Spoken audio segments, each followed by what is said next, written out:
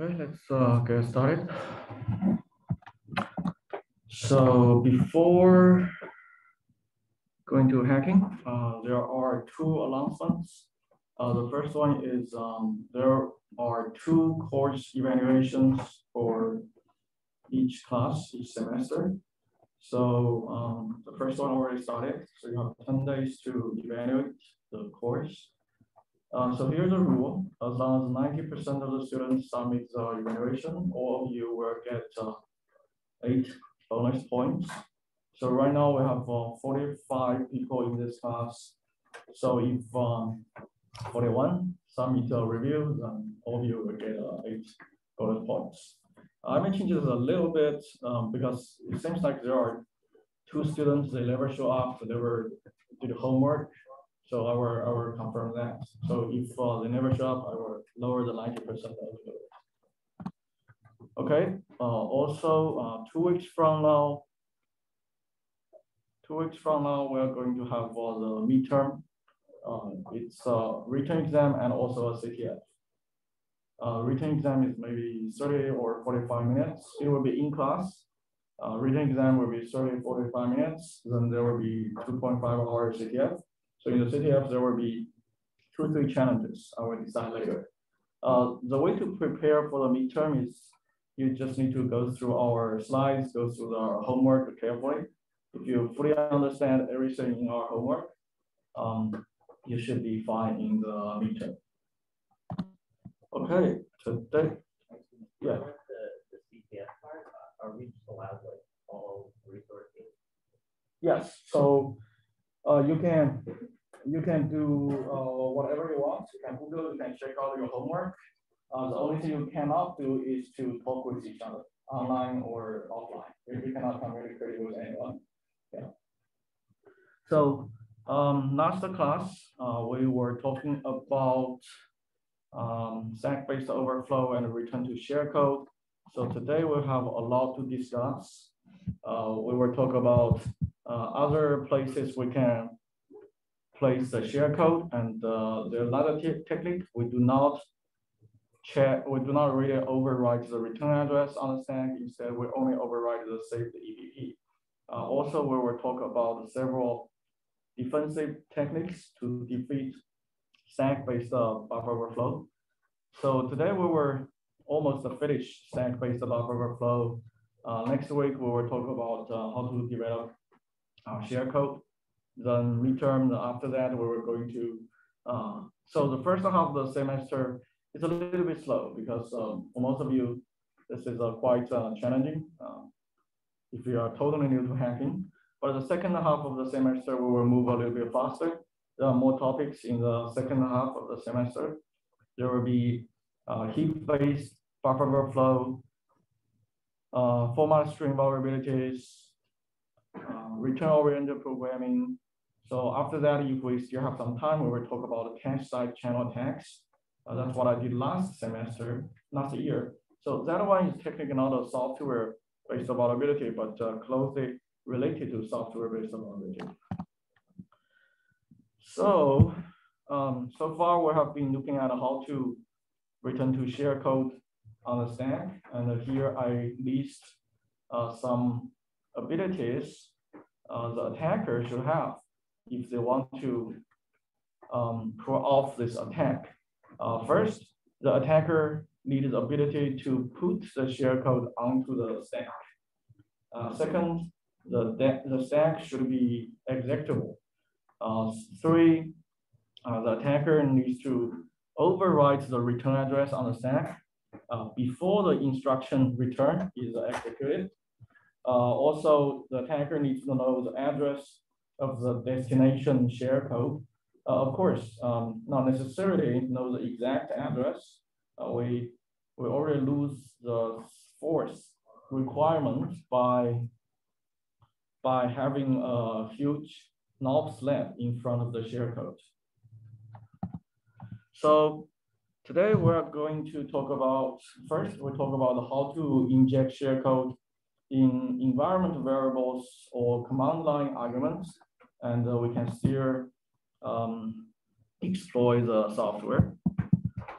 So this is a stack that we took a look last class.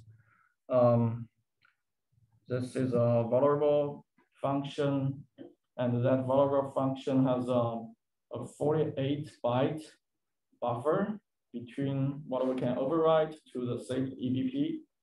And there are many ways you're dealing this in your homework. Many ways we can put the shellcode. We can put the shellcode. What we have is like a 23 bytes, 28 bytes shellcode. We can put that inside the buffer and put some knobs there, or we can simply put the shellcode at an address much higher than the return address. In this case, we will have the luxury to put a huge knobs net there, and that increase the attacker's chance to exploit this program significantly. So then let's say if there are other places on the stack, we can put our shellcode.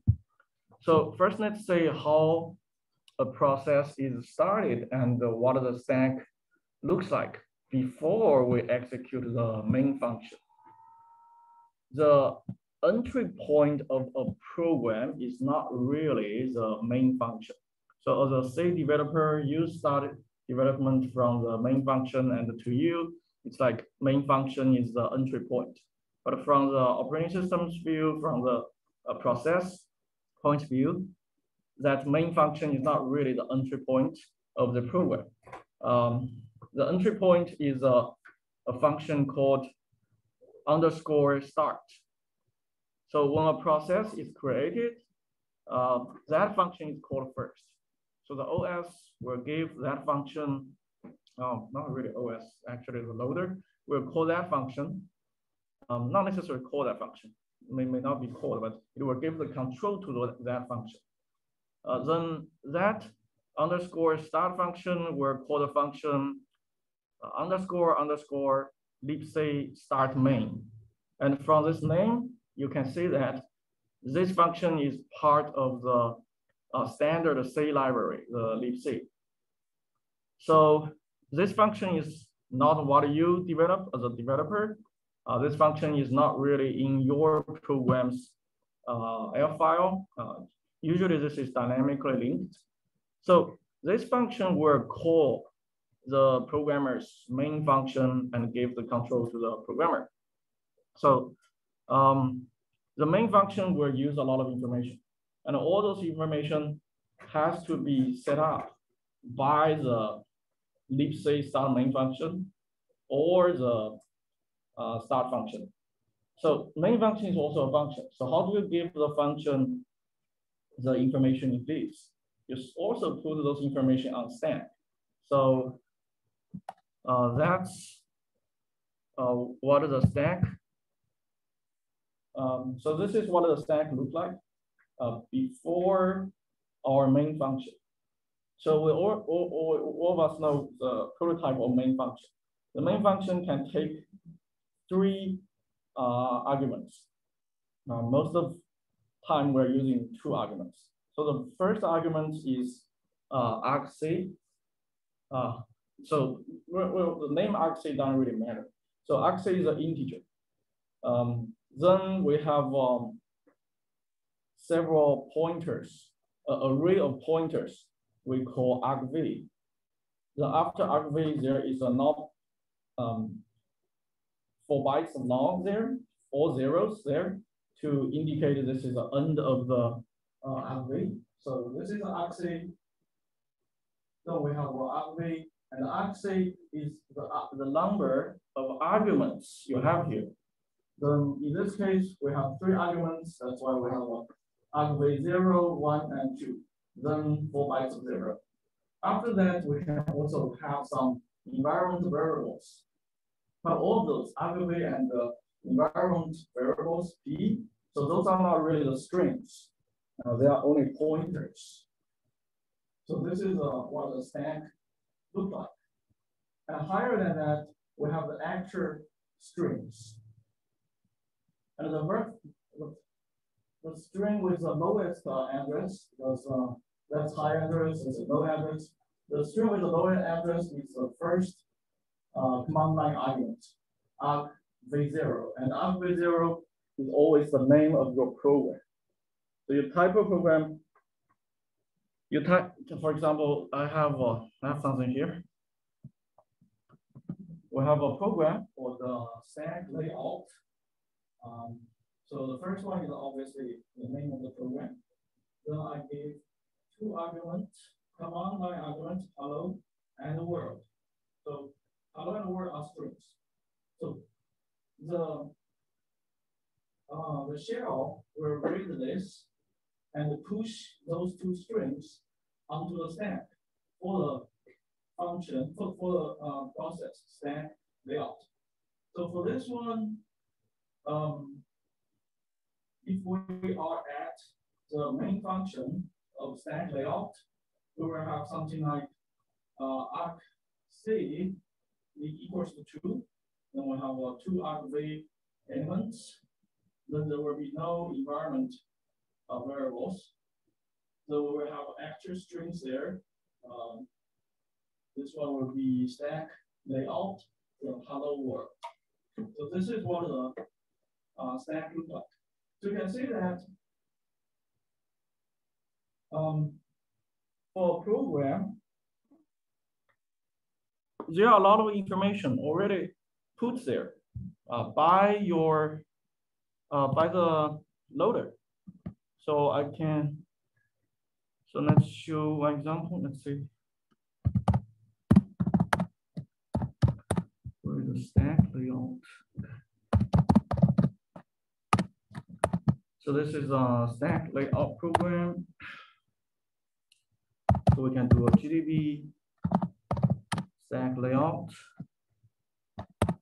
Then let's set a breakpoint and main function. Then we run this program with hello world. So now we break out of the main function.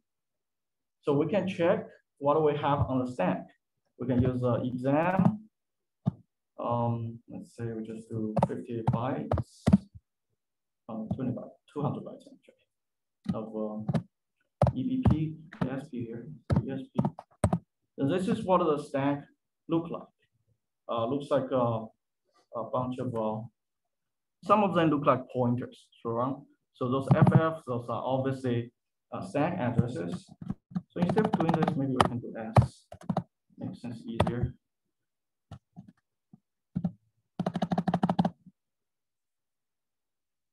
To 500. Ooh, errors.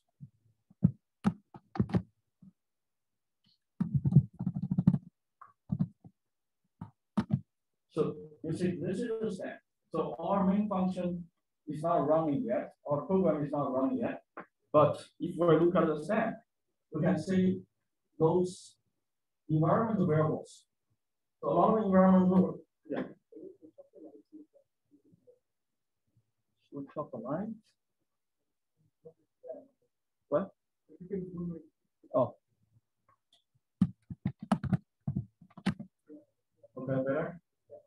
So, well, this is different from usual how I go stack. Okay. So if you go down, the memory address goes higher, right? So you can see at some high memory address, you can find those strings here. Okay. And you can find the there is a string, home, then blah, blah, blah, blah, blah, blah. That is the name of the program, right? So that's argv0. So after that, we have hello world. Those are two strings. In between, there should be a 0, which is not a string, so it's not a string. After that, then we have the environment variables. So those are the environment variables you set up in a terminal or whatever. Similarly, you can set environments. So those environment variables will actually be pushed to the program stack when the program runs. So the program can know those information. And so the important thing is now you know that environment variables, they are actually on stack. So because they're on stack, we can find ways to utilize that later.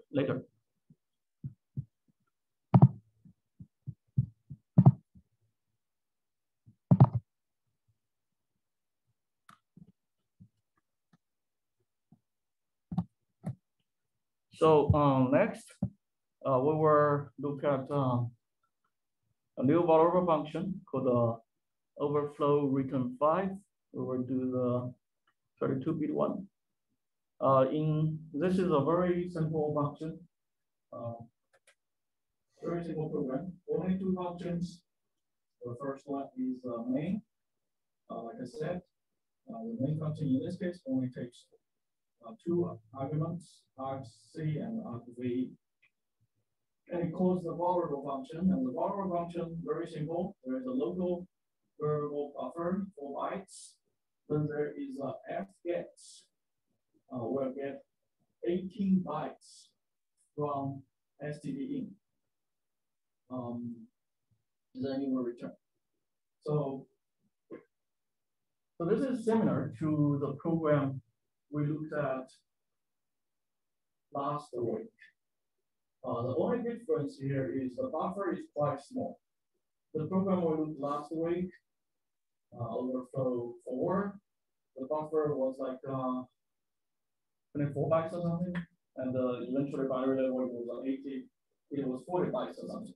Here is only 4 bytes, and how many bytes we can input is only 18. I believe it's only actually 16 because fgets were 102 characters there. I think fgets were 0A for new line and also 0 as the end of string there. So what you can actually input there is 16 bytes, I think. Okay. Let's try.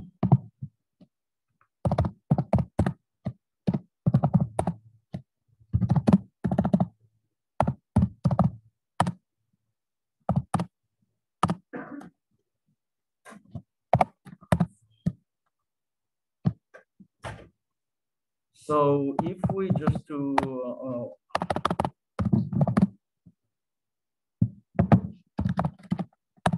so this is the same source code.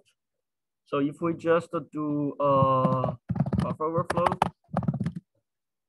Python say print a times 50.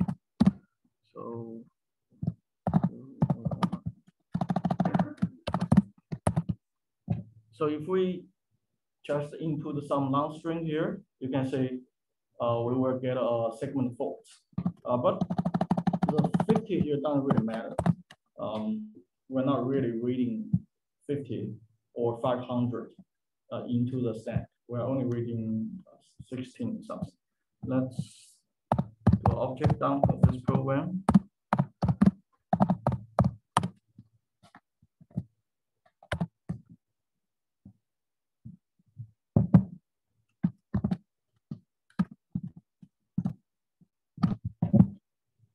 So here we have the variable function. This is something you guys should be very familiar with. This part is for, we call this __ x86 get PC something react. This is just a for prediction independent code. So you don't need to understand this part. At the beginning, we push EBP, move ESP to EBP. Then here we are going to call fgets. So the arguments for fgets is here, which is EBP -8. Right? So that buffer is actually at an address EBP -8. So if we look at the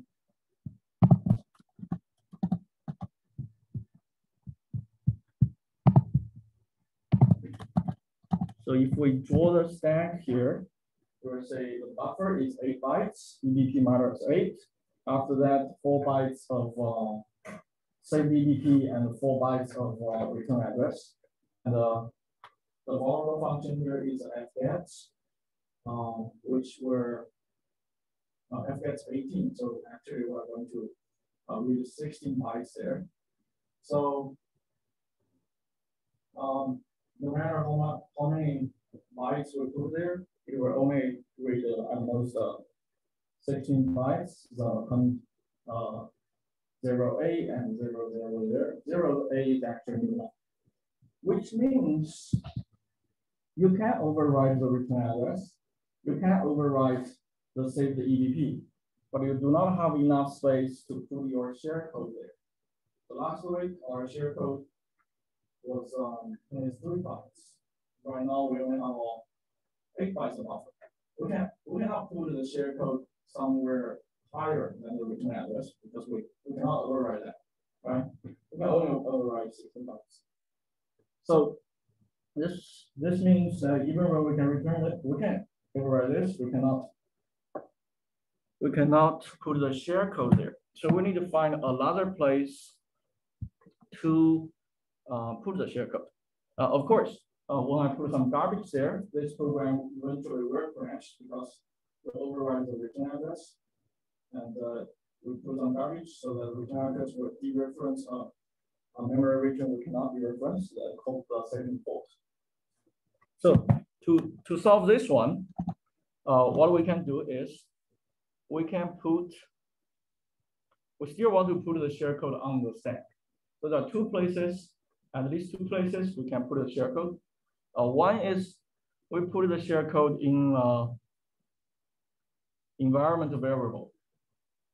But more than that, we can also just put the share code in the command line arguments. The loader will copy those addresses of this program. So let's try that.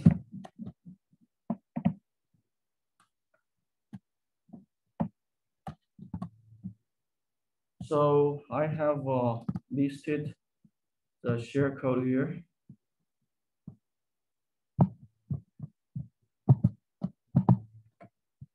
So this is the same 28 bytes share code we used last week.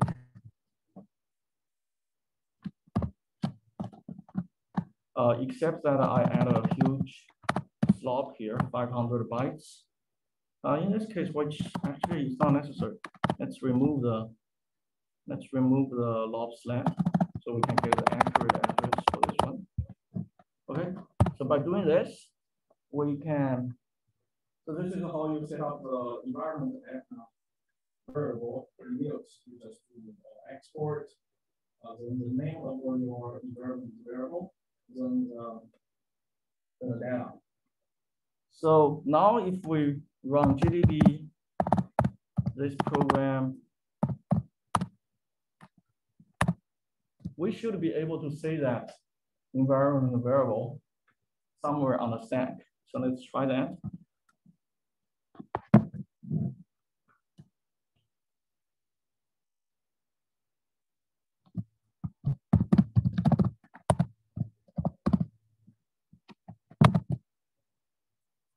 So now we have the ESP set up. So we just exam, let's do 60 strings from ESP.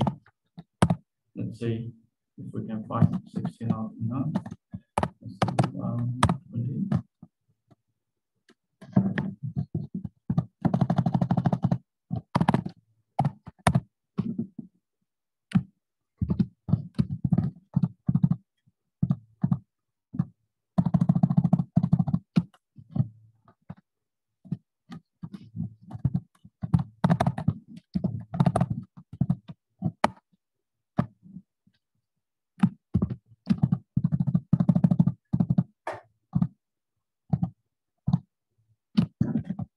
Actually find it. So you see that S code, that's our share code. Okay. However, the address you have here, the FFF thing, that is the address of the whole string. That's not really the address of your share code.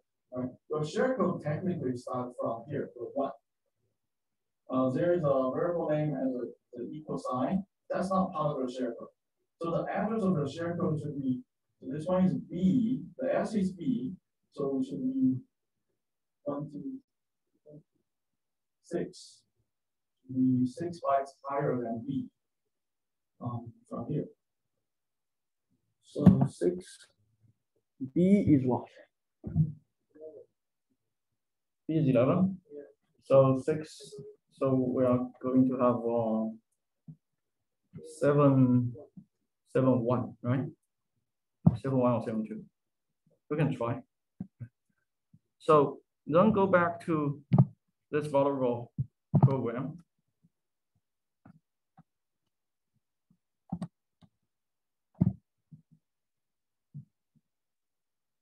So this vulnerable program actually, oh no, not this one. This one. This program actually will read from std_in. So what we need to do is, oops, forgot to copy the address.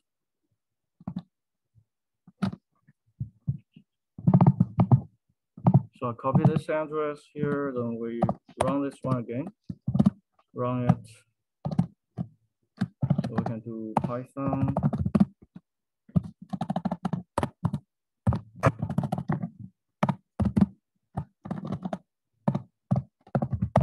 So the buffer is 8 bytes, we saw that. So 8 bytes of garbage. Just 8 bytes of garbage.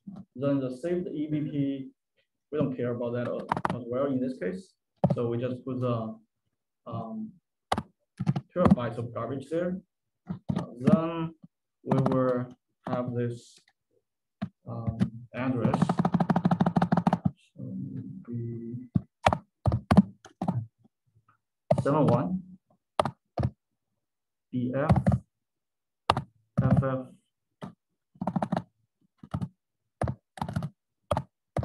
ff. So this will be our exploit to jump to our share code. Obviously, this one we're doing this inside GDB. Without GDB, you can use the r.sh to have the same address. But some of you are having problems using that r.sh. I don't really know what's going on there. It works fine on my computer. Works fine on my previous VM, and also works fine on my computer. So last week, I debugged with someone, but we couldn't figure out why it was not working. So homework, if that works, the GDB one, you can use the GDB one. Or another way is just to put a huge set there, right? Yes. So you do not need to know the accurate address. So we run this one, then we just continue. Let's say if we got the share. No. Could be 7.2. Let's say again. Yeah, same size as this one. 7.2. Because we don't have a slider here, so it has to be accurate. That looks like we're exploring a new process there. Yeah, we can debug a little bit. So we set another breakpoint at the val foo. Then we run this program.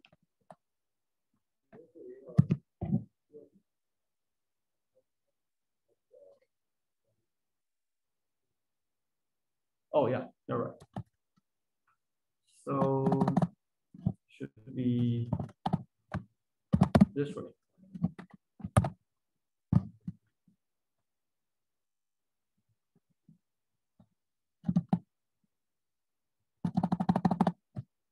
Should be $3 something. I don't remember the syntax here. Oh yeah, should be 3. This then we continue. Breakpoint there. Looks like we're 1 byte off there. Looks like we did successfully jump to 7.2, but this time we have our check. Right? It could be 7.1. Let's try 7.1 here. Continue again. Yeah, we actually got it. So we have this new share running. So this is how we put the share code on the stack. I will give you several tools in this folder. There is one tool called get environment 32. So this program will give you the address of an environmental variable. So it's actually a very simple program. You check the source code, you'll see that it takes an environmental variable as input and just output that environmental variable's address. So this is how you can hack this without using GDB. For example, if we do a get environment 32 S code, then we get the address of the S code. If you are not using address-based layout randomization, this one is always the same. Because we're not pushing other things in. So this one will be the same. So those two, so this address will be the same for this program, get environment 32 will also be the same for the program you are trying to hack. Then you can use r.sh to also you can add a few snap there to increase the chance. Okay. So that is how we put the share code in the environment variable when we do not have enough space to put in the buffer. Then let's try how do we put this in the command line argument. The approach here is very similar. You can see that this program, even though the main function, it's not really reading your command line arguments. But you can give it as many environment arguments as you want. At the terminals, you can give it a million one. But the program is not really using that. But we can still utilize this to put our share code. So we will do the same thing. We will do GDB or 5. Yes. So we set a breakpoint in main. And this time we're not going to use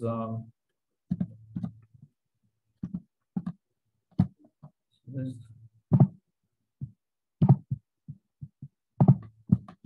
Let me copy the share code.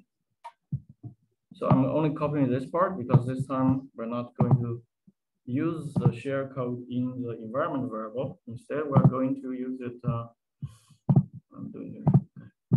Use it as an argument. So we're going to do it this way. Oops.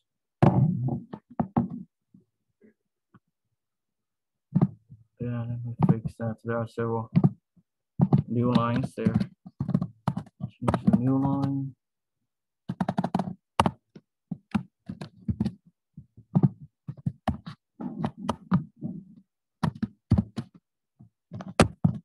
So we should do a run. So if we do this, then we're going to put the share code as not stack, also on the stack of the income line variable argument.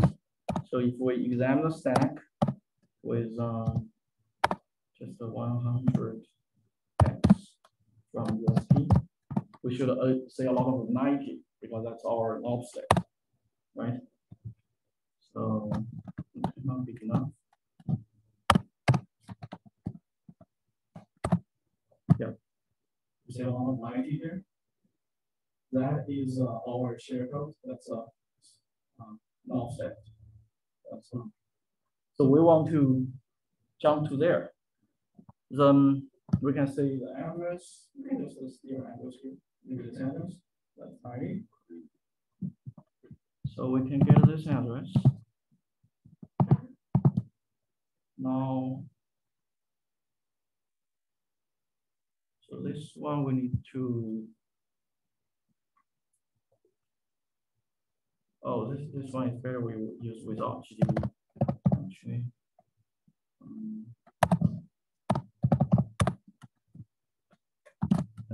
let's directly do. We still need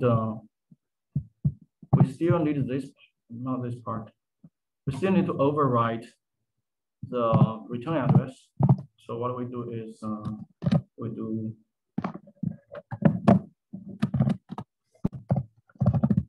do a Python print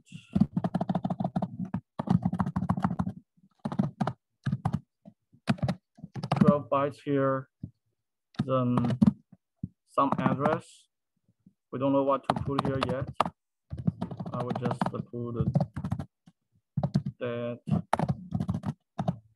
if. Okay, so this is what we want to put here. Then we may want to have a path here. Then we redirect to our vulnerable program.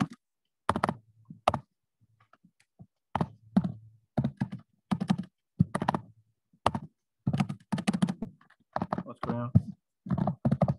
It's correct, right? Oh, I was missing something? No, it's correct. I'm missing a quote somewhere, that's why. Oh yeah, there's a double.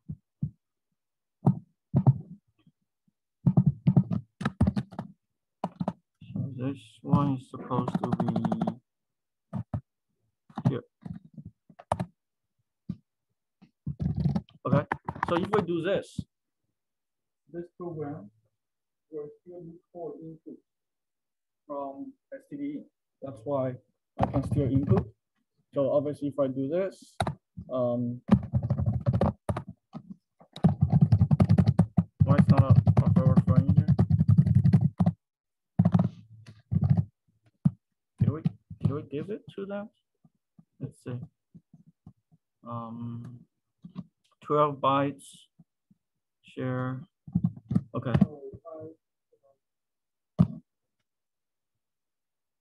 What's wrong with the $sign? Oh yeah, in this case, I don't need $sign. Should be this. Yeah, you're right. We don't need the $sign then. Okay, so in this case, we can clear input, and after that, we will jump to this address. That's why you get the second default. So we want to. We have a 500 slot here.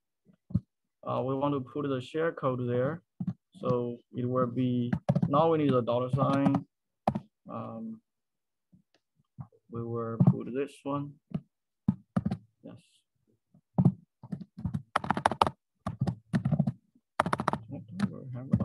Yeah. So this is where, so we are putting the share code in the second line. Then after that, we will jump to this address. So we need to change this. Let's try some address like this. Because that address we get from GDB, so we need to change that a little bit. FF.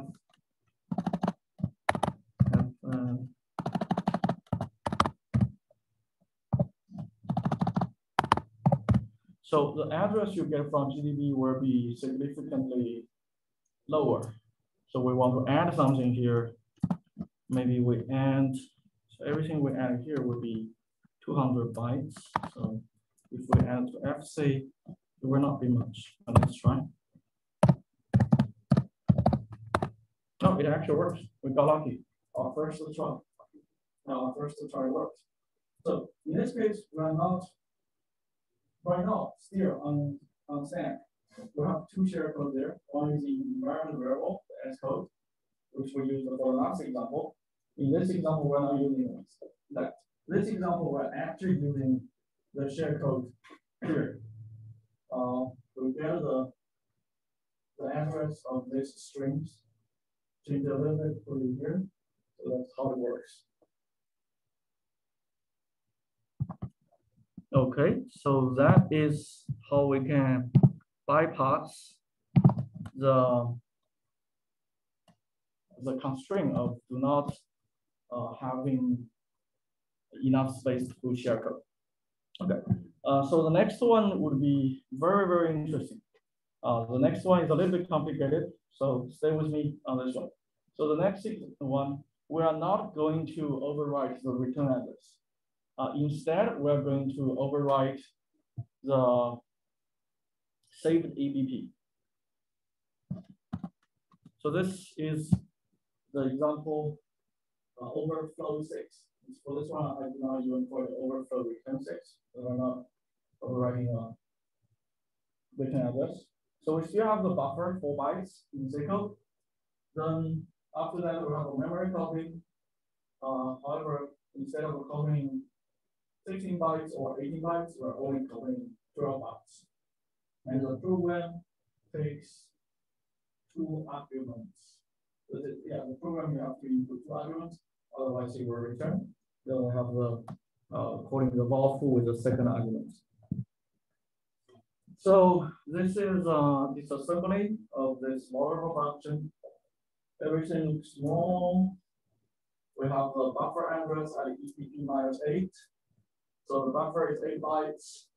On top of the buffer, we have save the EPP return address. And this is garbage. The P memory matter of the values.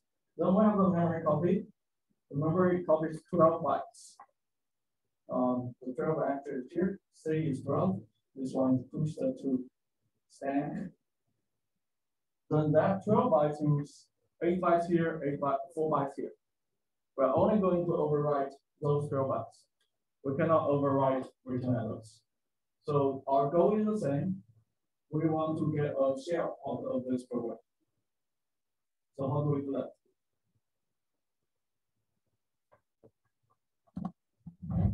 So let's try to fully understand each assembly code here and say if we can utilize that same EBP. So let's say here, this picture right now shows that we can override the same EBP and assume we are going to override the EBP with some garbage for 8. That is what we have been doing.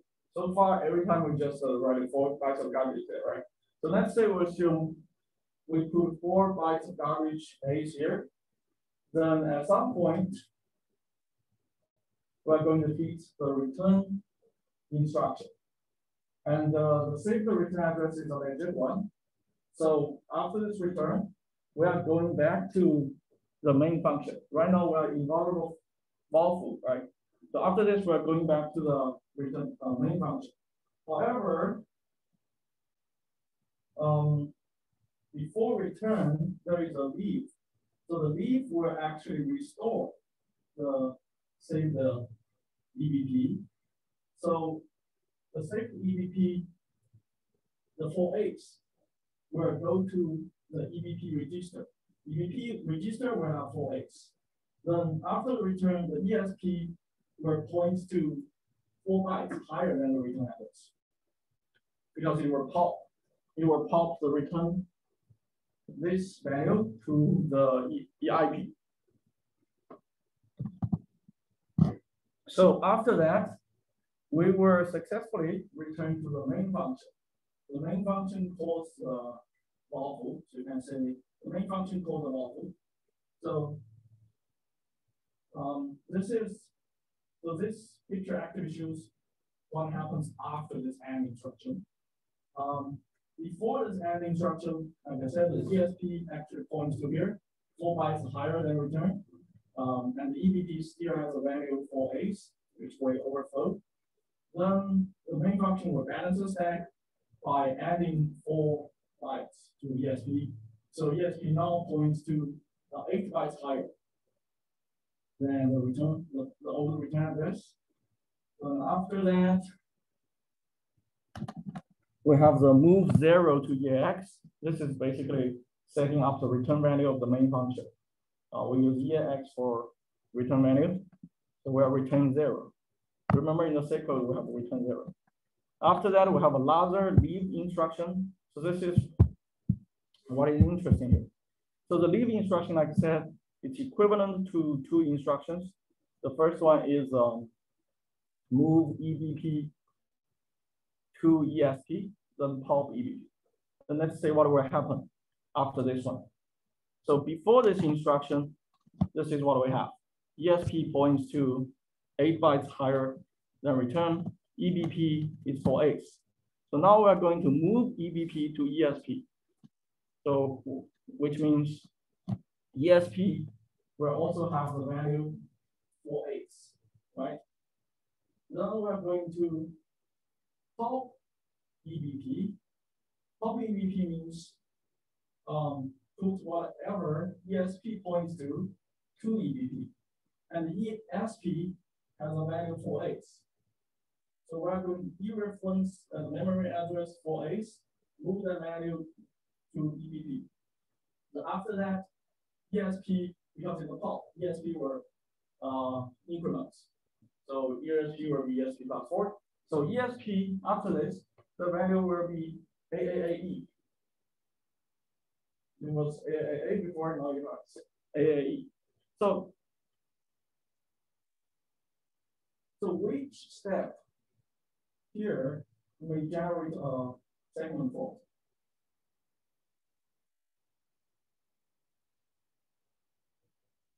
Which one?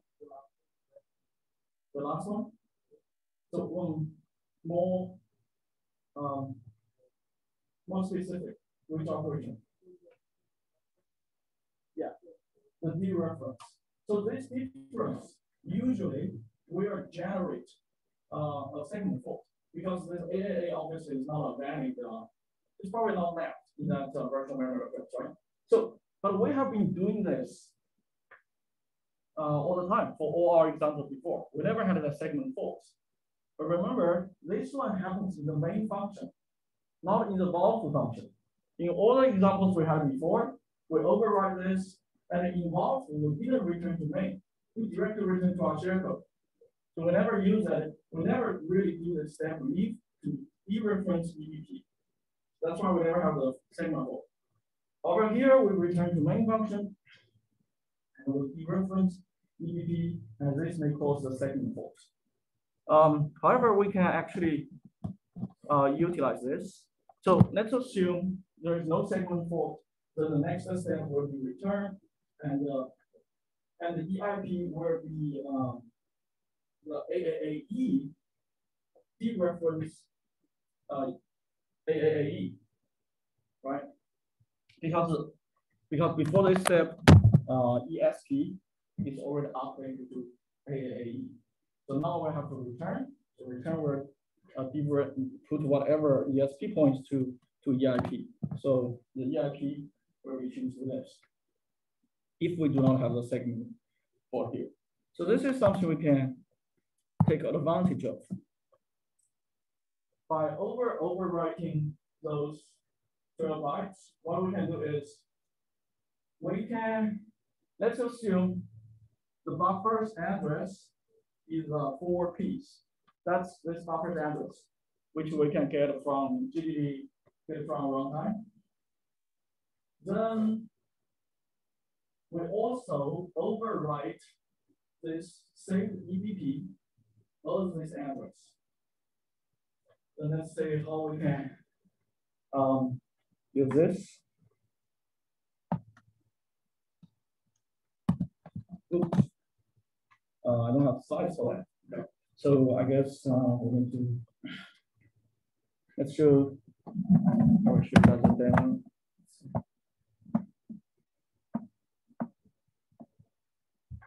So here we have 8 bytes of buffer, 4 bytes of saved EBP.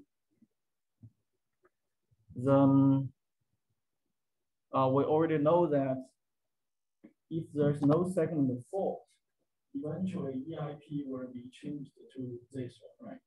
Which means there are 4 bytes here, 4 bytes here, 4 bytes here, and you will dereference these 4 bytes, right? So in these 4 bytes, we can put the shellcode's address, right? Because eventually we will jump to it. So here, these 4 bytes, the higher 4 bytes of the buffer is where we want to put the shellcode address.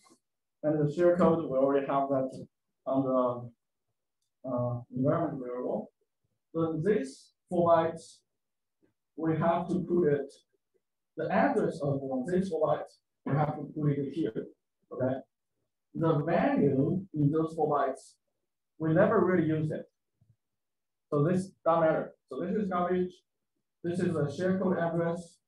This is this address. That's how we construct that exploit. So okay, let's try this. To do this one, I want to have a big sled there. So let's redo that.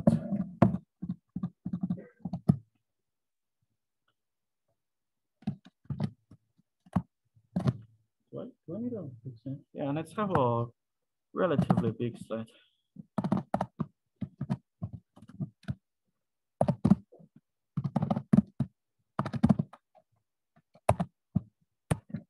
Okay, we have a big sled here. We put that in environment variable. So we debug should be the other one.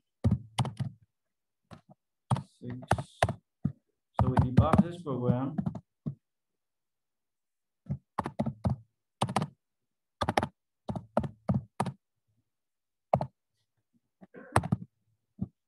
We set a breakpoint at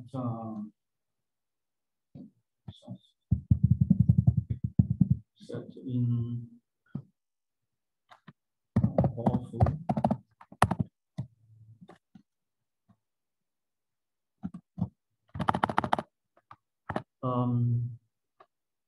So is this program running?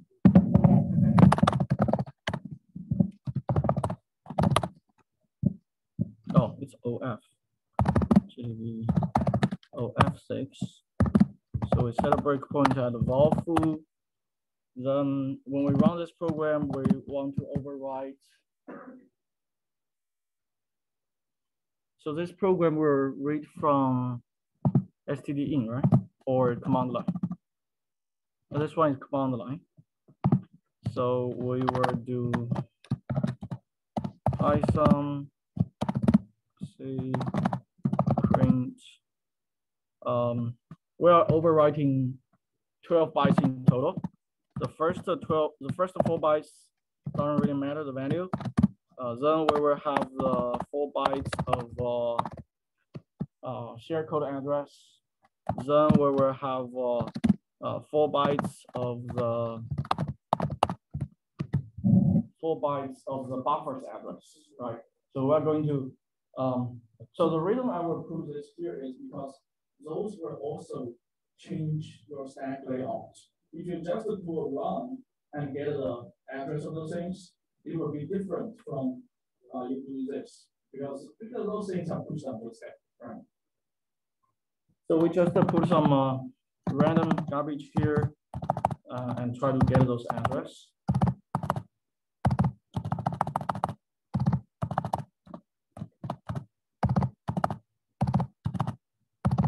Okay, so we run this. Now we are in Valfu. Then we keep running for several instructions. Now we get EBP -8. So we just do a print EBP -8. And that would be our buffer's address, C474. Then we also need the C474. Then we also need the share code's address, which we can do. We can do that exam thing. I don't know how many strings we have to exam here.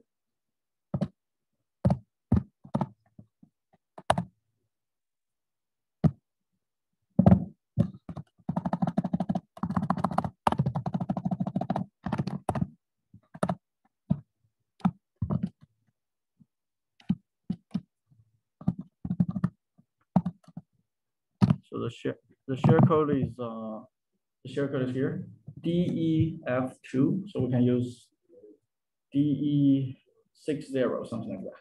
Okay. So now we go back here. We rechange this to DE60, then FF. This address is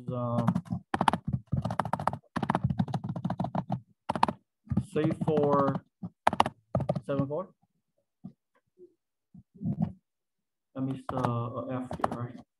Okay. So now we rerun this. We continue. It gave us a share here. So now we have a share. Okay. So in this case, yeah, it works. So this is a shell. Obviously, you can do the same thing without using GUI, but you can say in this case, we only overwrite 12 bytes, but we did put the share code on stack in using another approach. This one is a little bit difficult to understand. So is everyone following? Okay, good. Okay. Anyway, you have to do this in homework, so you have to understand. So, okay, we are going to take a 5 minutes break. Then we are going to talk about how to defeat those kinds of attacks.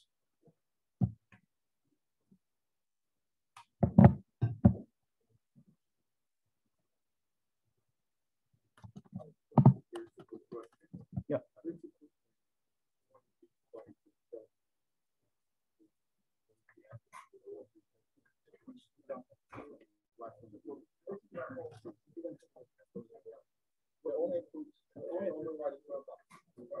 So the first of 4 bytes are the second of 4 bytes will be the share code sample. So it will jump to there. Oh, yeah, it will jump to there. So that's the share code. Then another 4 bytes will put a buffer sample. So there are more ways to do this. This is the way I feel.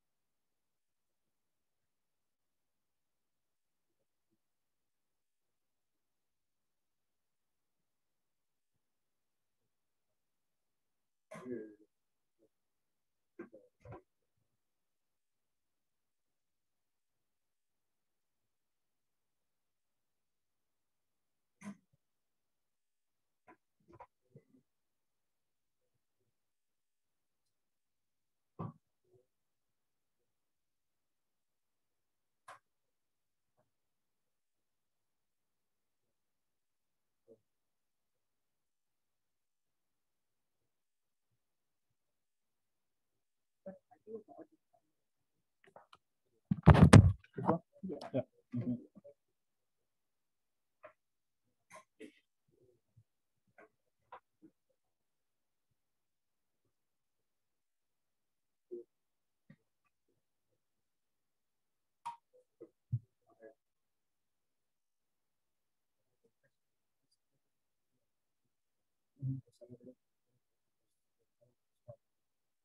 Okay, send me an email about that. Yeah.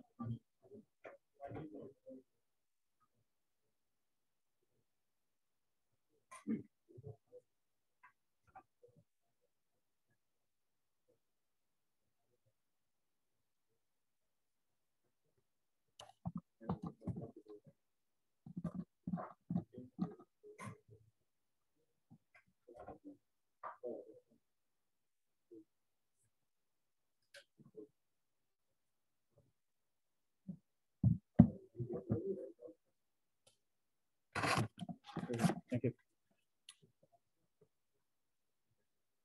Okay, so to start. So from this example, you can see that a lot of times in binary hacking, you just need to understand each instruction, how it works.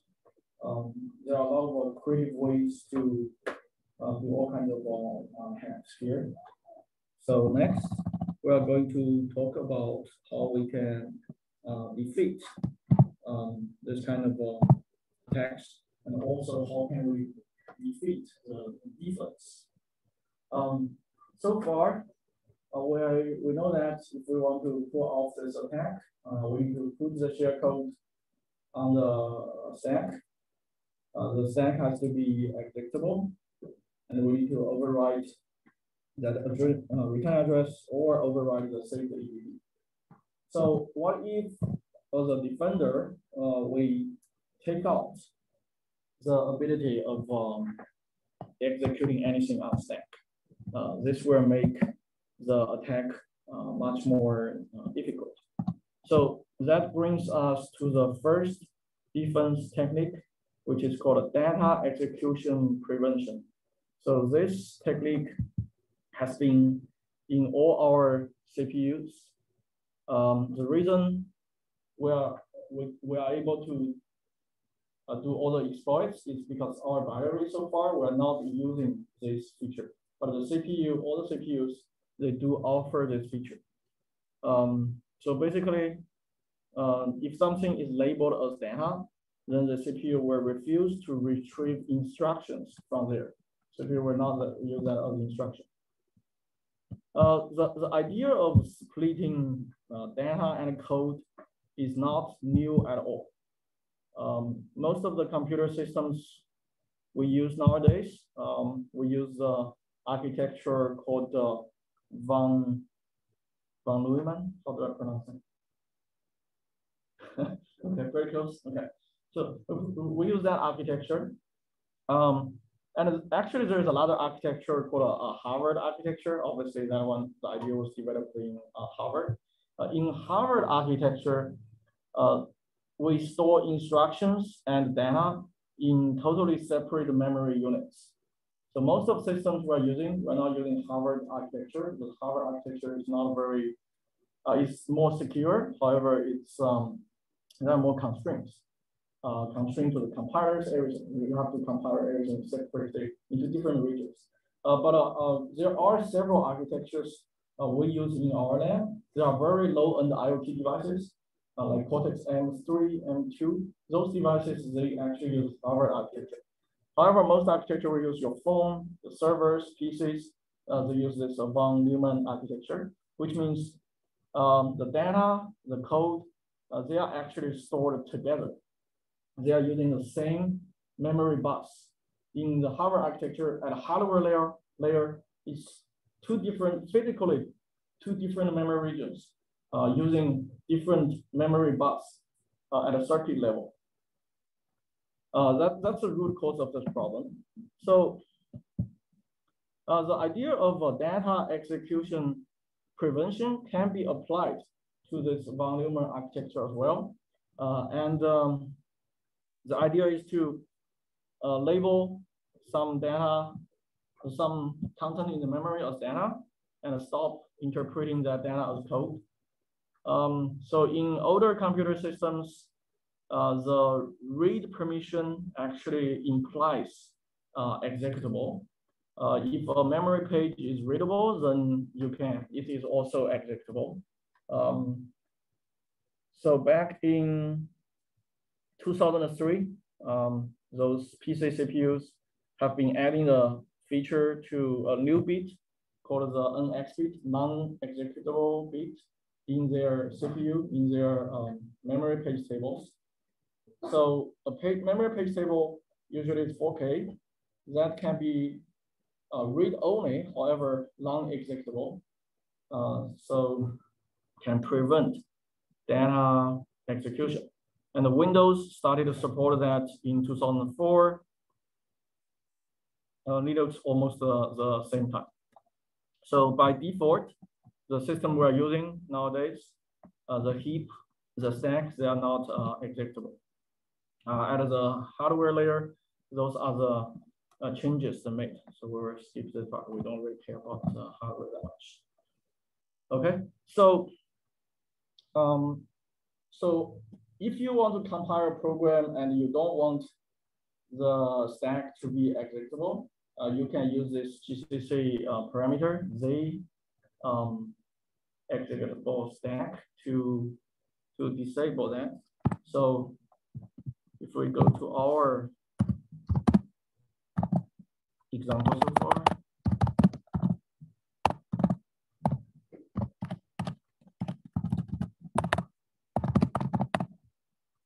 so this is the overflow return 4. As you can see, I have so many different examples here.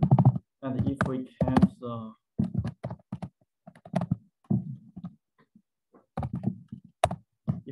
we can the makefile, you can see the one we have been hacking, the OR4.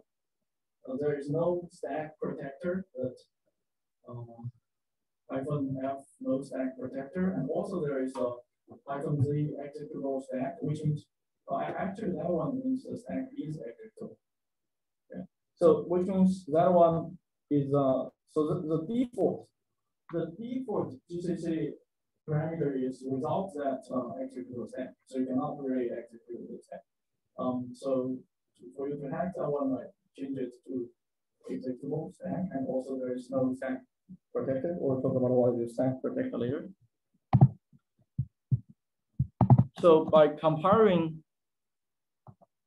the same program, if you compile with and without the flag, the difference, you can use the read-elf to find the difference. The difference in the stack here. The first one is the first one is the one you can execute the stack, and you can see the stack. We have RWE, which means readable, writable, and executable. However,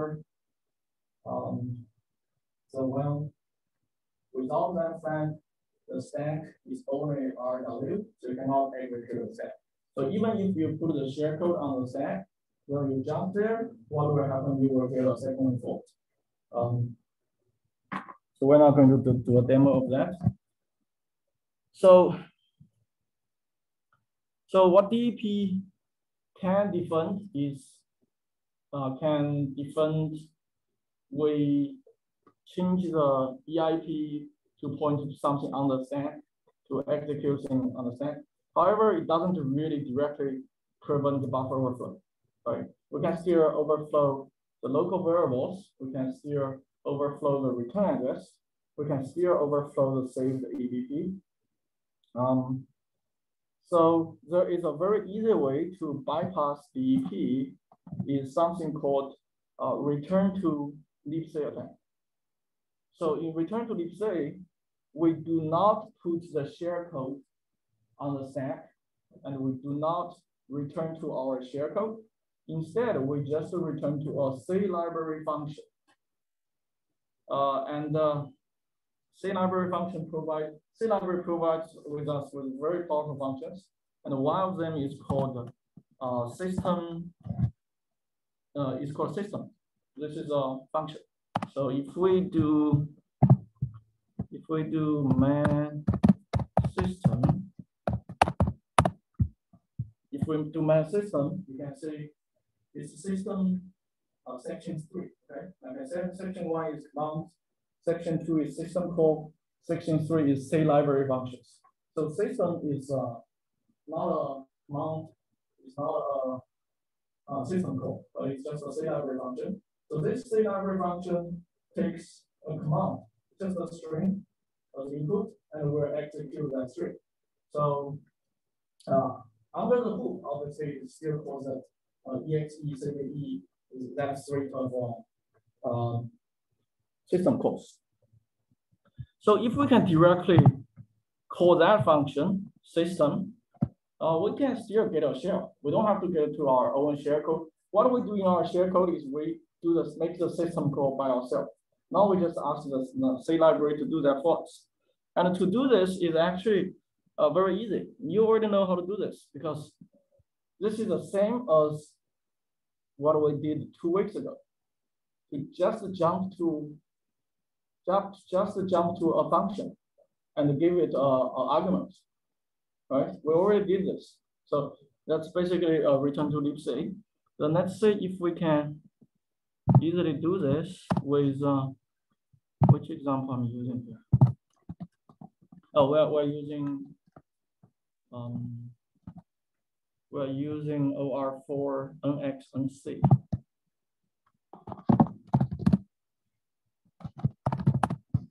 So I have this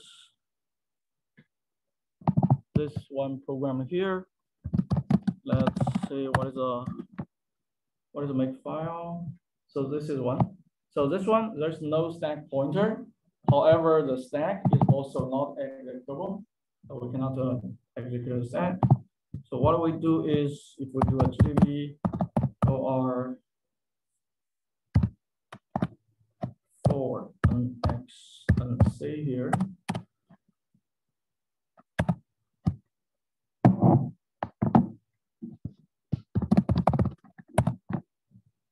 So we run this program. Now the C library is loaded. We want to find out where is that system function. We just do a P to print out the address of the system function, and it will give us this is a C library system call function, and it's this address. Then we will just use the buffer overflow technique we used it before. How many bytes we need to override in this one? There's a valve, I guess. This is some valve. Okay.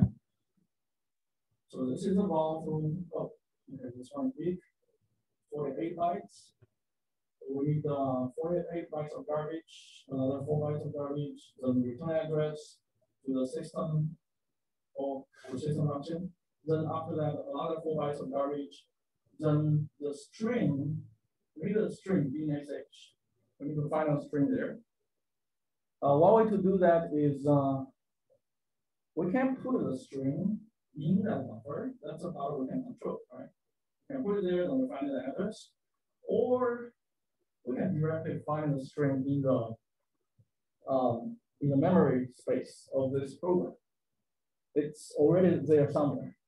Because before we run this main function, there are so many things already pushed on the stack. And one of those will be something like a path.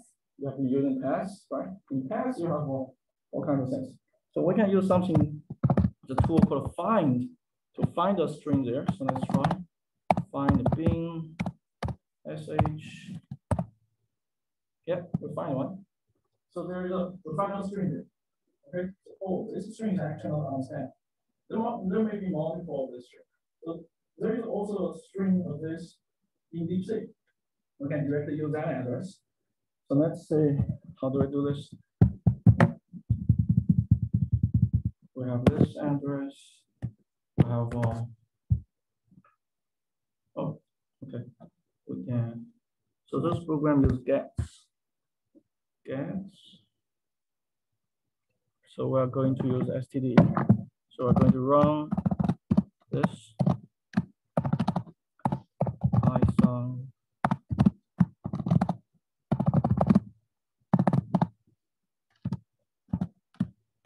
First is 52 bytes of garbage. Then the address of system, right? So which is system is 30 38 DF F7.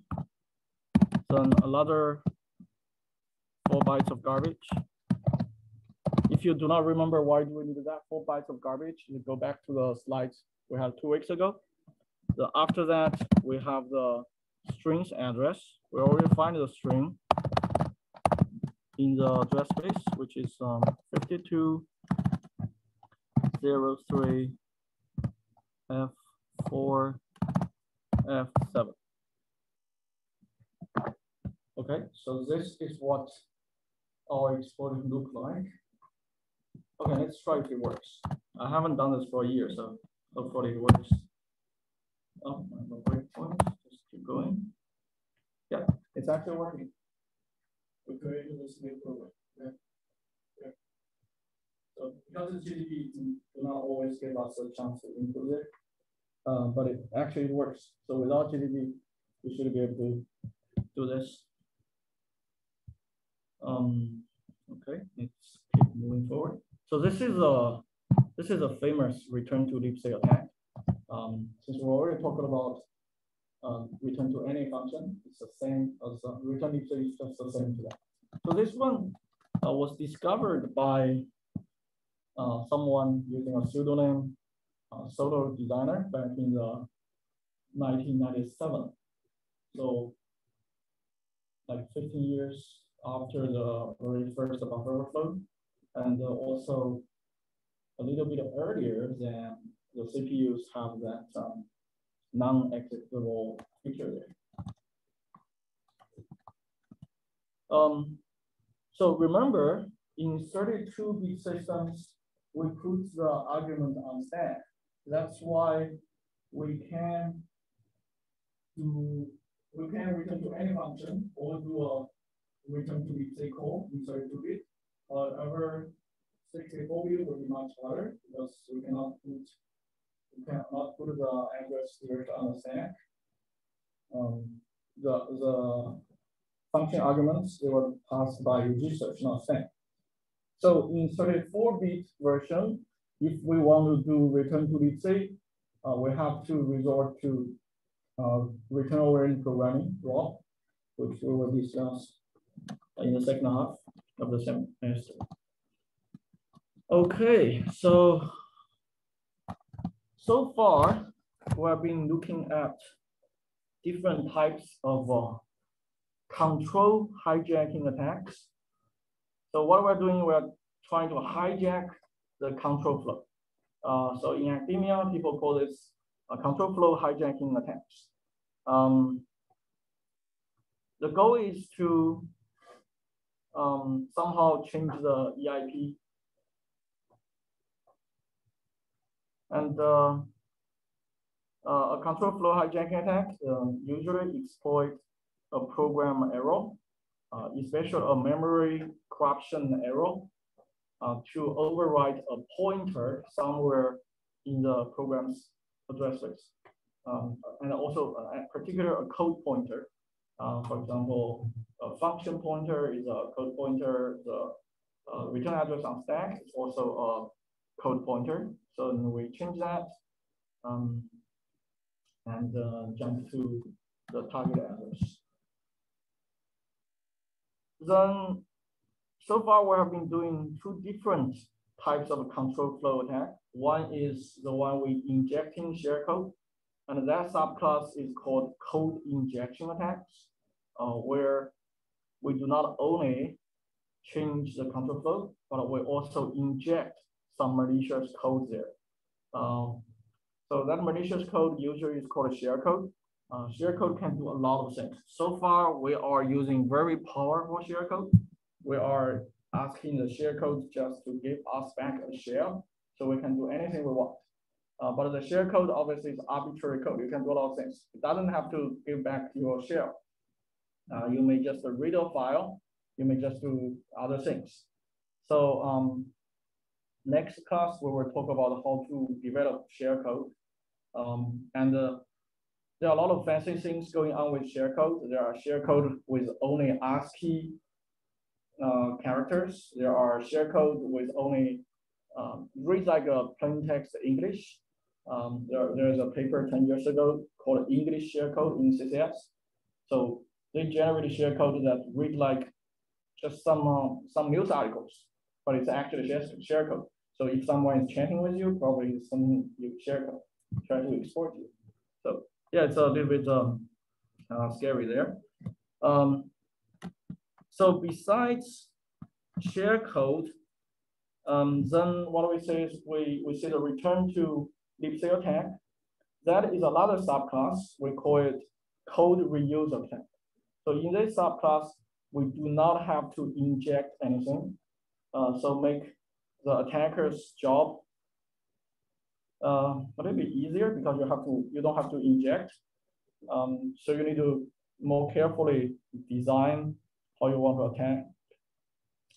So return to libc is one type of this, and also return-oriented programming and jump-oriented programming are also code reuse attacks.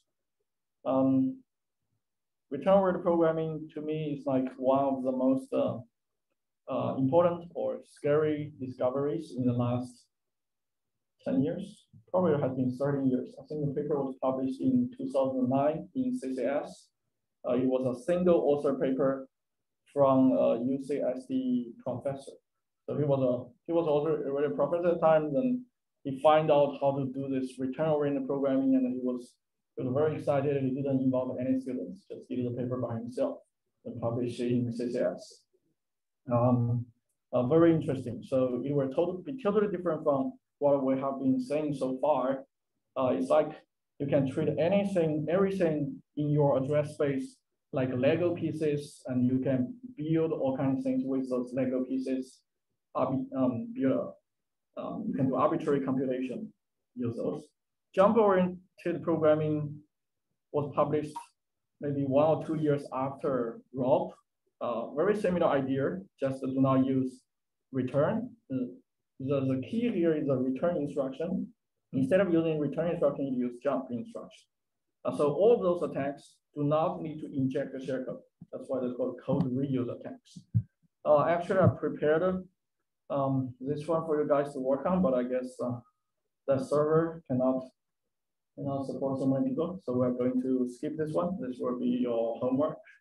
By the way, if you have time, you can play in this Over the Wild website. They have a lot of very old games. Some of them are very fundamental, even teach you how to use Linux commands. Then there are some advanced ones. So most of those games are quite old, so they are 32-bit. There are some new platforms like Palm College developed by Arizona State. So that one is quite new, everything is 64 bits. But a lot of good stuff on this website. So I still use this website for teaching along.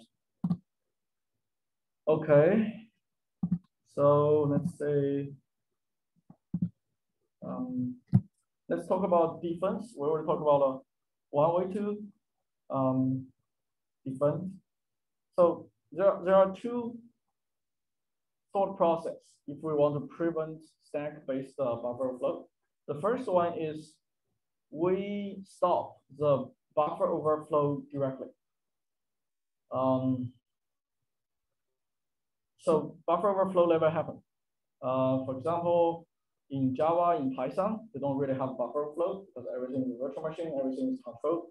The language guarantees that there is no buffer overflow. But the problem is obviously it will be slower because everything will be running in a virtual machine. The language is for a managed language. It's good in theory, not really that practical for everything in real world, especially if you want to add something like this for C or C++, it's possible, but very expensive. Several years ago, maybe 15 years ago, some professors from Penn, they published a paper to do this totally secure prevent buffer overflow paper for C. However, it's not practical. They just want to show it is possible. Another approach also the one we saw before, the DEP, they are not trying to directly defeat buffer overflow attacks. They are just trying to make the exploit harder. It is still possible to do that, but it will be significantly more difficult to do that. In security, a lot of our defense are trying to do that because it's just easier to do that. It's not very expensive to do that, and most of the cases it works very well. They are indirect defense, not accurate, not 100% reliable. The idea usually very, very simple, but it works. So later we're going to see one of the examples called stack cookies or stack canaries. That's a very, very simple example published maybe 12 years ago. And that super simple example is used in all our systems right now. It's the idea, later you will see, the idea is so simple. However, because it's widely used, everyone's using it 10 years or 15 years after they publish the paper, those guys actually get test of time paper award from the top conference. It was used in security. Very simple idea, but very useful. Here are some examples. Direct defense. One approach is called the base and bound check. That prevents buffer overflow. Stack cookie, DEP, they are indirect. Stack cookie basically prevent overwriting return address. However, you can bypass that. We are going to I will show you guys an example, and also in the homework, you are going to do a bypass of stack cookies. Then DEP, obviously, we just talked about, it will only prevent using share-code on stack. So this is how that base and bounce check works. For example, we have a pointer A, then the compiler can inject a base and bound for that pointer associated with that original pointer. For example, if you allocate, so this is a heap-based example. We malloc 512 bytes to A, then there will be two hidden pointers associated with A. One is called A base, another one is called A bounce. So A base will point to A bound will point to the end of the buffer. So anything operation you do with A have to be between A base and A bound. So in C, you know that if you create a pointer A, you can use it to access anywhere. You can give it a huge number, A 5,000, or you can even do A minus 5,000. You can use it to C will not check that. Okay. So in this approach, compiler-based approach, and also runtime-based approach, so anything like this is not allowed anymore. Anything like this will generate a runtime error. So this is kind of like how Java and other languages implement this security feature. So, for example, we have A created, then there is a pointer B points to A, has a value A. Then B will also have its base and bound set as A base and bound. If there's a C point to some array of B, then C will also have inherit the same base and bound. Even though C point to the middle of B, right? So of course, if here you do B500, 600, you will already generate error. So this is legit. You assign this, and C will have the same base amount. So all the operations, so this will propagate. So all the operations in all the pointers will be checked. So it prevents buffer overflow. The problem with this approach, the overhead is too high. For any pointer you have two hidden pointers. So space-wise, it's twice overhead to store a pointer, 200% overhead. And performance-wise, it's also bad. If you previously you only do one assignment, now you have to do 2 more assignments. And also, previously when you do any, if you want to use any data in using any pointer, you just use it. Now there will be 2 checks. So imagine how heavy this is. The performance like this would be probably higher than close to 200% for a regular program, I think. So it's too heavy. So, however, the value of this is actually proposed in this paper, proposed and implemented in this paper. This is from University of Pennsylvania. The last author, he made a lot of contributions in programming language and system security, Steve. So this paper was published in one of the top conferences. It's called PLDI, Programming Language Design. I don't know why it's I there. Anyway, it's the top conference in programming language. Not very practical, but they prove that this is doable. Then this one is a pure software-based approach, softbound. Also the same team, you can see that the same team, same year, they try to do the same thing using hardware. It's called hardbound, and this one was published in S+. Maybe that's how you pronounce it, S+. Okay, so this is like the top conference for programming language and architecture. This one is architecture and the programming language support for operating system, something like that. So it's like a top conference in architecture, operating system, and PL. So that's why they have a lot of security papers as well. So hardbound obviously is much faster than softbound.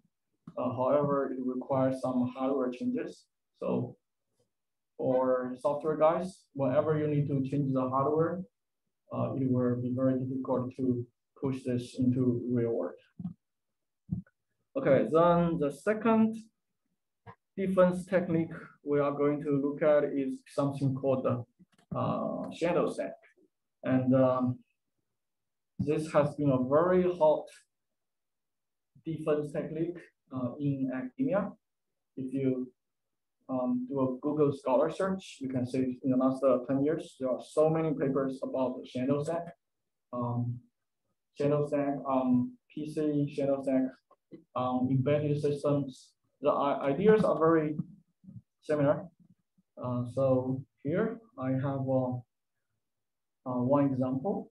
So in the middle, we have the original stack. In this figure, actually, we're showing 2 different shadow stack approaches. The idea of shadow stack is to we're not directly protecting the return address from being overwritten. The return address can be overwritten. However, we save another copy of the return address in some other place. And the other place, we assume that place is safe, of course. We can say how to make that place safe. Then, whenever we return, we do not use the return address on the original stack. We go back to the other place, which we call shadow stack, and we try to return to the address there. For example, this is our main stack. The stack actually goes down, right? So this is the first function, second function, third function, fourth function. So in this case, at the beginning of each function, they will put the return address in a shadow stack.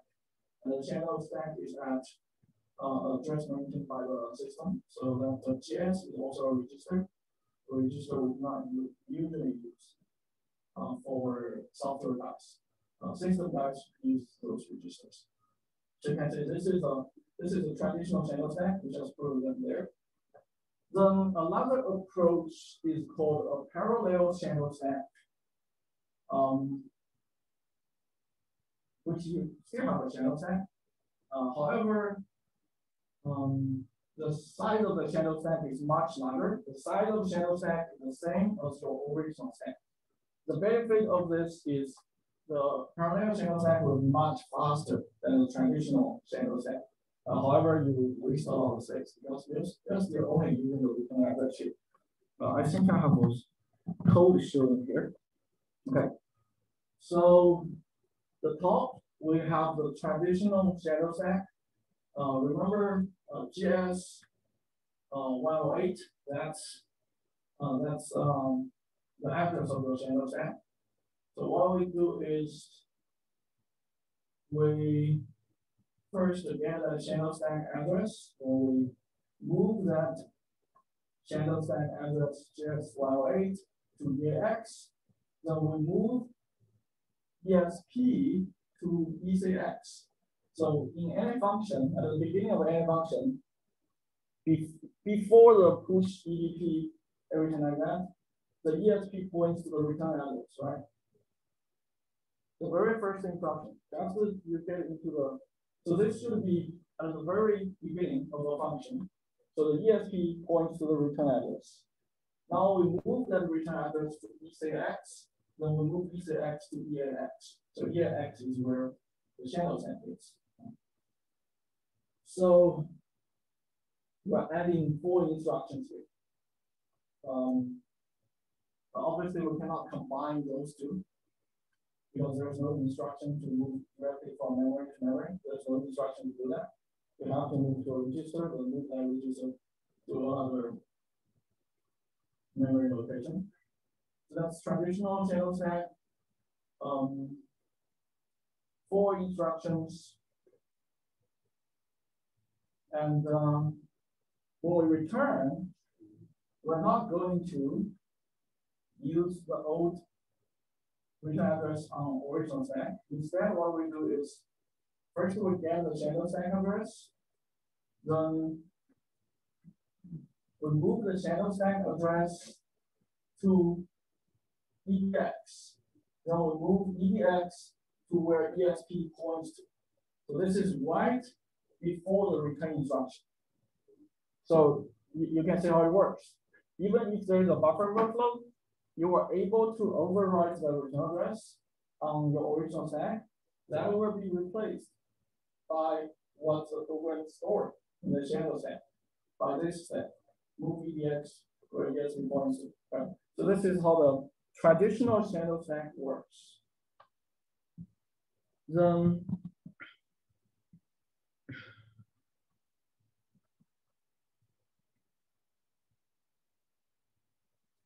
what is this one? I think this one is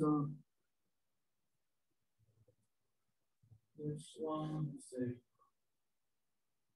Okay, another approach to implement the channel stack in the traditional way is instead of overwrite that saved the return address in the original return address, we compare what we saved in the channel stack with what is the original stack. If they do not match, it means there is an attack. Then we just abort. We just shut down the process. Otherwise, we return. So those are 2 ways to. Because the reason for this is because we only check if the return address is overwritten. And a lot of other things could be overwritten as well, and we're not directly checking those. So you can see that every function, if you want to use this channel stack, traditional channel stack protection, there will be at least 6 more instructions, 2 more memory moves, 1 memory copy, and 1 conditional jump. So if your function is small, that could introduce probably 10%, 20%, maybe 10% overhead in general. Then in the parallel channel stack, even though we are wasting a lot of space, however, it can be much faster. So the key in the parallel channel stack is this return address has a constant distance with this return address, and this one is constant, this one is constant. So the coding, the design would be much simpler. Previously, if we want to return, we will do pulp ESP. Instead of pulp ESP, we will do ESP plus a constant value to pulp. We will directly use something in the channel stack. Yeah.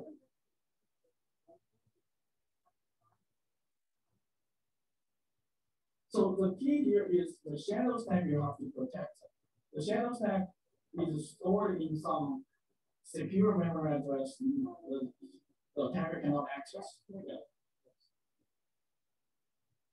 For example, a lot of people who research in ARM-based architecture, they put that in trust zone. The channel stack in trust zone. Yeah. So cannot access. So, but you can see this implementation is very much more efficient.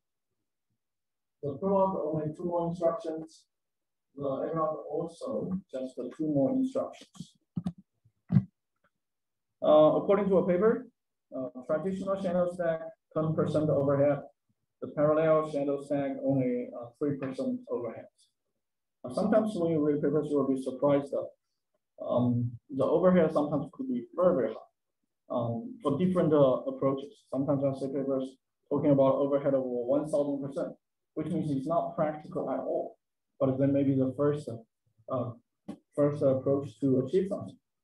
Then if you can bring the overhead down to 2%, then obviously it's very practical, can be used in real world systems.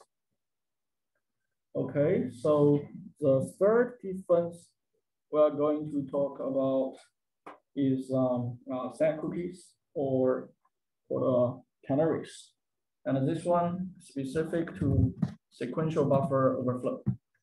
Like I said, this paper has been a long time. Published in, the paper was published in 1998 by, I think most authors are from a company, I think.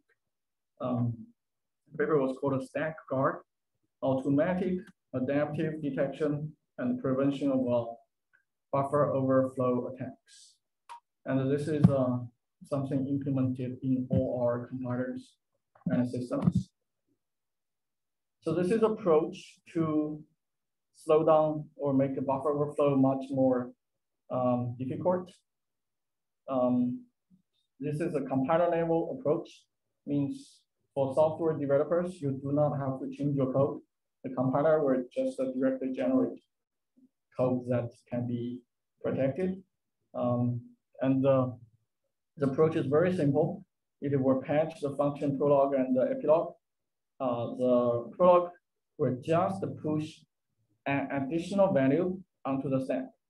And the epilogue will just check that value. That value is called cookie or canary, has not been changed. If it is changed, then just exit. Looking at the same example we had before, overflow level 4. So left-hand side is the one we have been hacking without using stack cookie. Right-hand side, the one with cookie. So this one is OR for NX. NX means the stack is not executable. However, I didn't use NC there, so this one has cookie. So you can see the only difference is in the middle. This part doesn't matter. This one is for Jeremy. And this part, those 2 parts. And let's see what those 2 parts does. The first instruction is move GS 14, GS is a register, and GS 14 is the offset. Move whatever GS 14 is that's actually a memory address. Move whatever that address is to ECX. Then move ECX to EBP minus C. Then clear ESC to 0. That's it. That is the difference. Then when this function finishes, what we do is we move EBP minus C to ECX. Then compare the ECX value with the value of at GS 14. So obviously, in this case, GS 14, that is a safe address. Attacker cannot overwrite. The attacker can only overwrite the stack, which is EBP minus C. If they're not the same, then we will call stack check failed, this function. And this function will only show you that there is a stack overflow attempt detected. So that is how simple this defense is. So original stack look like this: buffer, save the EBP, return. Now after this, the stack is changed. We still have the buffer. Buffer is 40 bytes in this case, and between the buffer and the EBP, we have the canary here. Obviously, the value of this is important. If the attacker knows the value of this, then you can still do the override and just override this value. So this value is a secret. And this value, the canary value, the cookie value, is randomly generated for every process. So every process will have a different value here. So the 64-bit almost the same, just the value where the OS generated for you is at a different address. It's at a FS28 instead of a GS14. Everything else is the same. You can see the overhead of carry is also kind of like 10%, 8%. So we are going to look at this example here.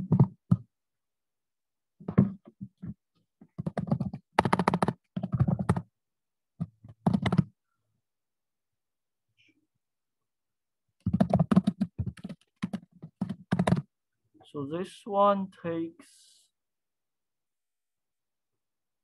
std_in as input. So we can do just do a Python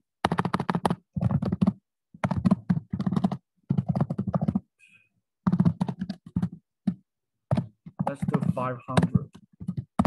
Then we put into OR4 this one.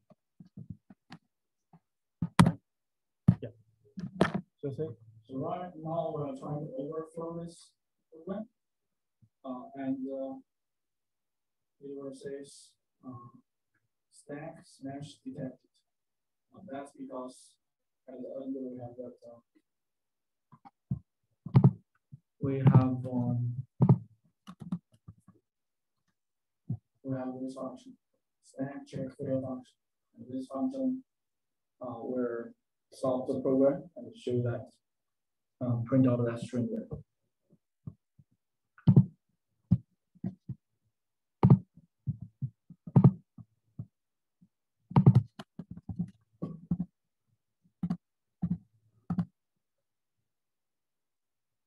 So, like I said, for 32-bit and 64-bit, we use those two different addresses to get the canary value, and the canary value is random, generated when you start the program, and stored in a local variable. So it's actually stored in memory.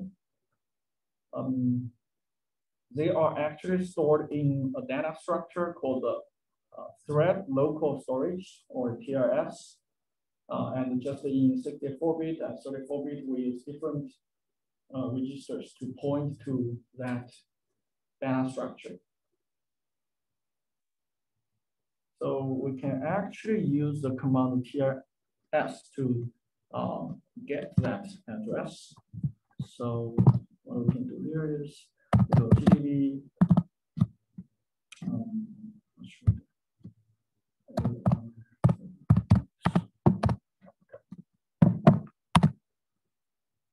Now we have this program. We set a there's a vault program.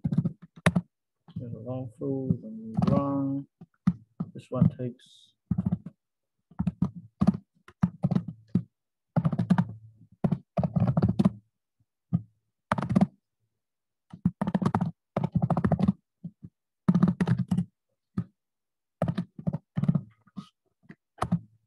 So now this program is running. We can use TLS to get this address. So this one is 32-bit. So which means the stack cookie is actually at this address plus 14. So we can exam 7 FC A114. So that should be our stack cookie. That's the value. So we can say debug later to say that's the value. And note that the last byte is 0. Actually, I believe the GCC implementation, the last byte is always 0. So even though this is a 4 bytes carry, if you want to guess this, you are only guessing 3 bytes. That's one of the features we will utilize to hack this later. Let's see where we're at. Right now we are at the beginning of Valfu. So we want to get to the line this side or after this side. We're going to go to 229. 229. Okay, so this is, we already have the canary in ECX. Let's check ECX. ECX is 283280. That's our computer. It's the same as what we get from FS plus 14. And if we restart the program, right now you can see this address, this value is 2883. If we run this program again, I'm not sure if we get the same thing. Maybe we need to, let's say, oh, even if we just rerun this in GDB, we get a different value. So this one has changed. Yeah, this one has changed. However, the master value is still 0. A problem with this one is, even though every time you recreate the program, this value is regenerated. However, if you fork a program, this value will not be regenerated. And that would be a big problem because a lot of web-facing applications, like a web server, they will keep forking worker process to handle the web request. So you can get a lot of copies of the program with the same canary and give you a lot of chances to hack this. That's what we're going to use.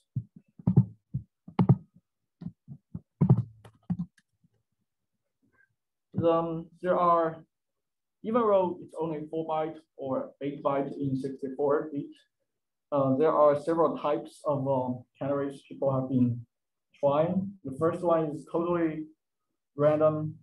The second one is random XOR. So this one will not only use a random value, but that random value will be XORed with some other value. Or there's an approach just to use all zeros. And also there's an approach using new line, carry those special ASCII symbols. So because a lot of functions they were treat those like string copy gets. They were treat those symbols in a special way. But I think most approaches are still just using a random one. So this is an example of so-called the terminator canaries. So you have a 0, 0, which terminates string copy. You have LF, which terminates gets. Then there is a canaries return, FF, something like that. So like I said, this idea very simple, published in 1998, using security, and was quickly introduced in GCC. Then from 2002 to 2005, IBM designed a similar approach. They call it a Pro Police. Also, 2012, Google implemented this stack protector strong. So remember previous Makefire shield guys? That's strong. That's stack protector. The flag that we're using there was stack protector. Then 10 years ago, we have something called a stack protector strong. This one is a different variant of canaries.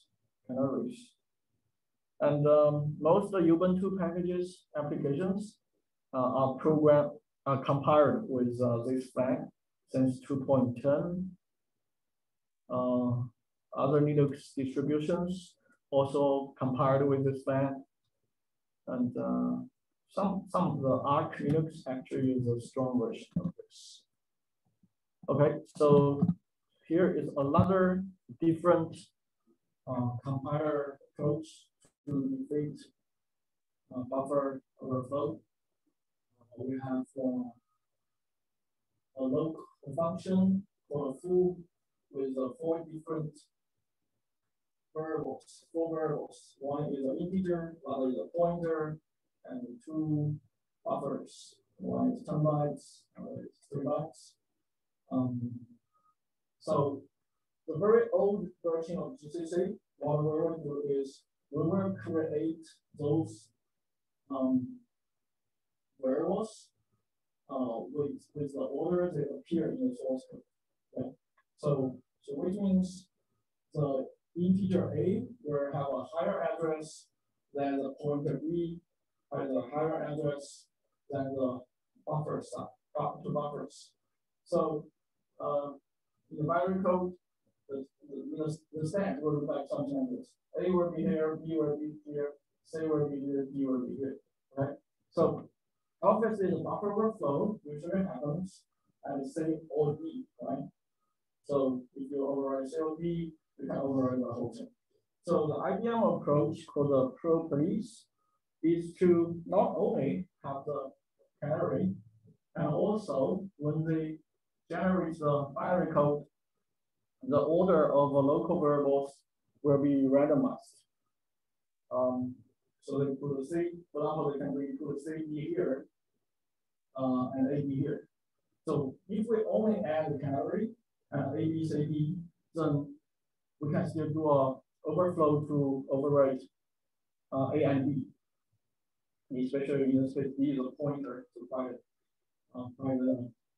dangerous.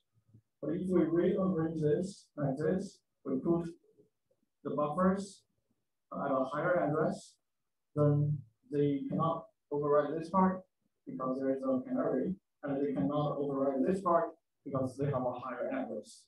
So you can say those approaches are very, very simple approaches, but they are really used in real-world compilers.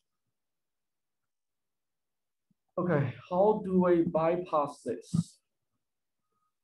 We're not going to show the demo today, but we're talking about a high-level idea.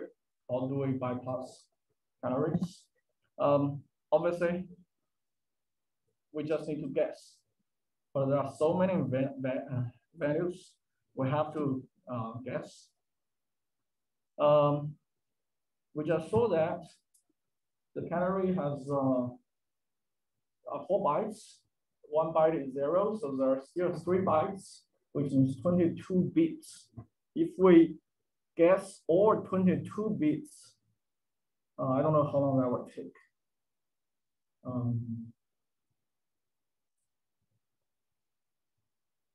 So I only have the data for 32 bit. Let's say if the canary is 32 bit, if we take 1 second to guess one, then it will take us 194 days to guess the canary. Obviously not doable. If 24 bits, then we will divide that by 200. So it will be less than 1 day. Still quite long. Okay. However, a big problem here is the canary is only generated when the process is created. If the process is forked, create a child process, the child process will inherit that canary. And also, we do not have to, in this case, we're not talking about those 4 bytes. We're only guessing 3 bytes here. The last one is 0. We actually do not need to guess 3 bytes at the same time. We can guess them one by one. So going back to this picture, let's say we overwrite 6, right? We do not overwrite 4 bytes here, okay? We only, each time we overwrite 1 byte. If that byte we overwrite there is wrong, what will happen? We will crash, right? But by 1 byte, we only need to try 256 times, right? After that, if that is correct, we move to the next one. So we only need to guess 3 bytes.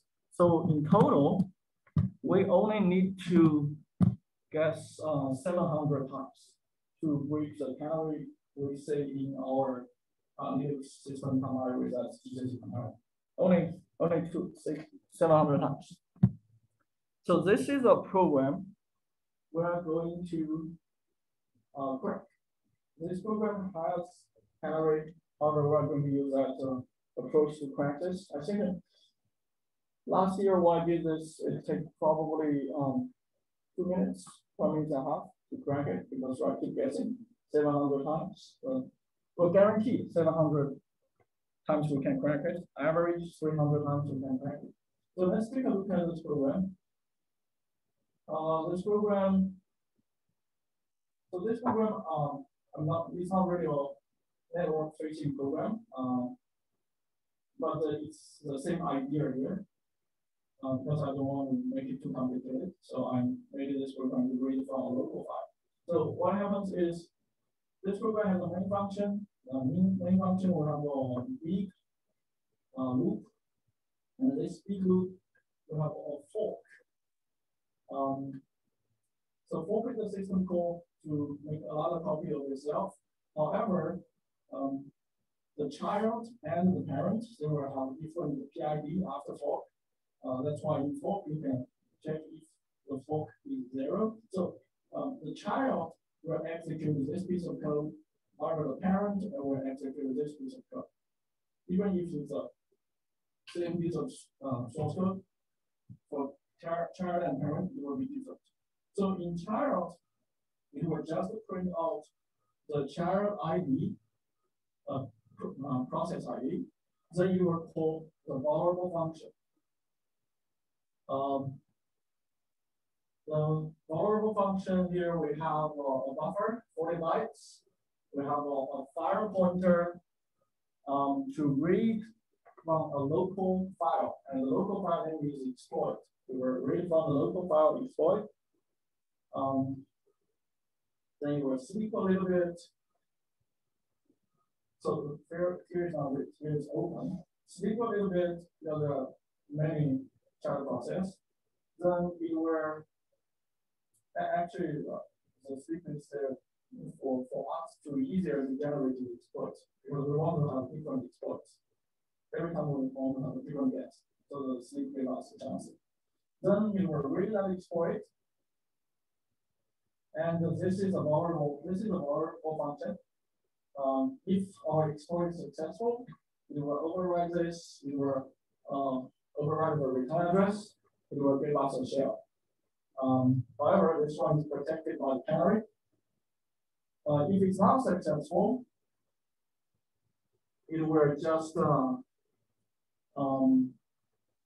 return, and the child process will just exit, and the parent process will keep running. The parent process will wait for the child process. After the child process exit, the parent process will go back to the loop, then do another fork to create a child process. So this is similar to a web program. Just the input is not a web, instead it's a local file exploit. So we can do to crack this. Remember, all the child. So no matter how many child process we created, they will have the same canary. That's why we already know the canary is like this. The last byte is 0, you have 3 more bytes. Every time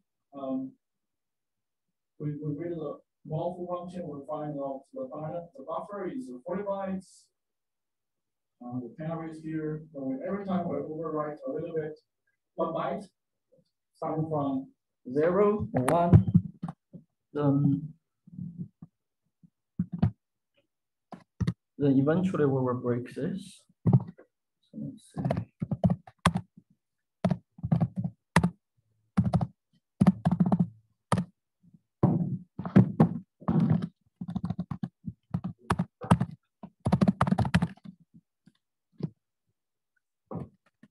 So to do this, I actually have another Python script. The Python script is also very simple. Python script will just check if there is a local file for exploit. Then the exploit, in this exploit, we will have 40 bytes of buffer size. Then this one is that's a return address. Maybe the address we want to return to. Oh, that is a canary. So the buffer is 40 bytes. Then canary here, 4 bytes. Then another 12 bytes. Why is 12 bytes? Oh, yeah. The canary is actually 4 bytes, right?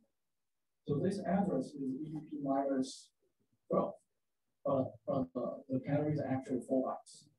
So that's why there were 8 bytes garbage and 4 bytes of same EBP, that's 12 bytes. We don't care about value. Then we override the return address, and the return address, we probably just put share code there. Then in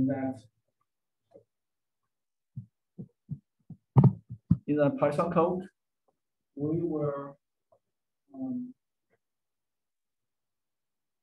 keep adding